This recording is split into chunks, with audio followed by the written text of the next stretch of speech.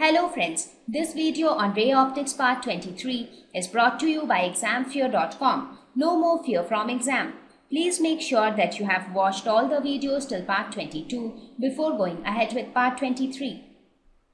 Now let us look at the next application of total internal reflection, and that is Prism. Prism is also a very good application of total internal reflection. I am sure that all of you have seen Prism in your physics labs. How does a prism look like?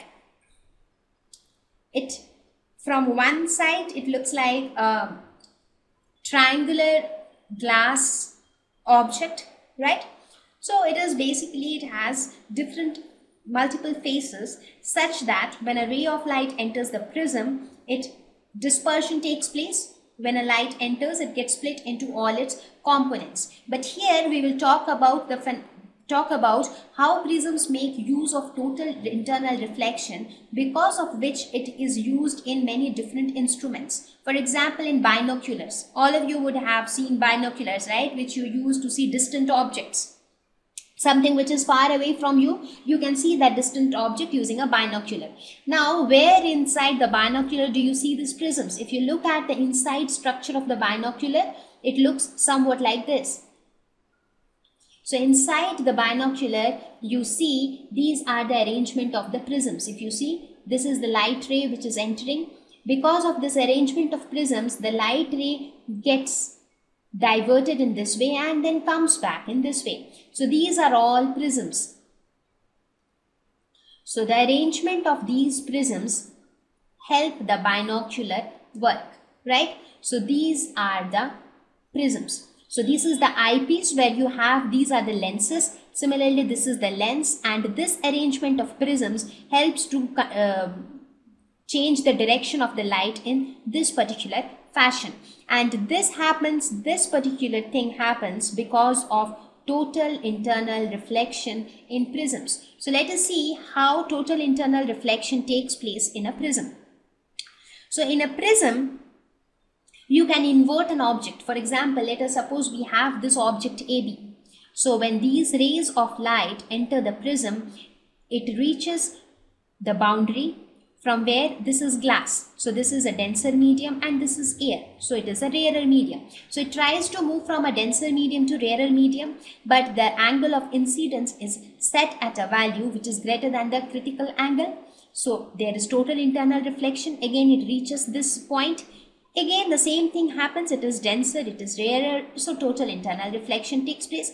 So similarly, as a result, we get this was my object and I am able to invert the object without doing anything. So if we set the angle of incidence to be such that it is greater than the critical angle for glass, in that case we see that just placing a prism can invert an object. So similarly, by how do we arrange multiple prisms and get an object? You saw in the arrangement for binocular, right? In the arrangement of binocular, what do we see? The light ray traverses in this fashion. It goes in, total internal reflection, and then comes out. So the same thing happens here.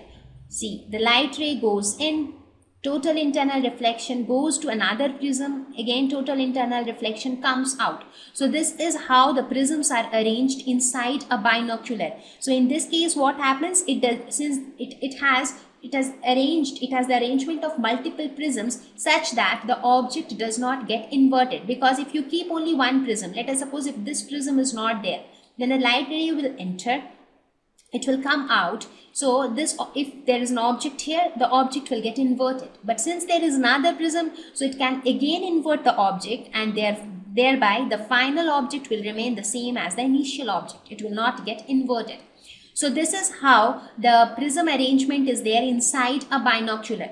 So we see that total internal reflection plays a very important role, not only in optical fibers but also in prism.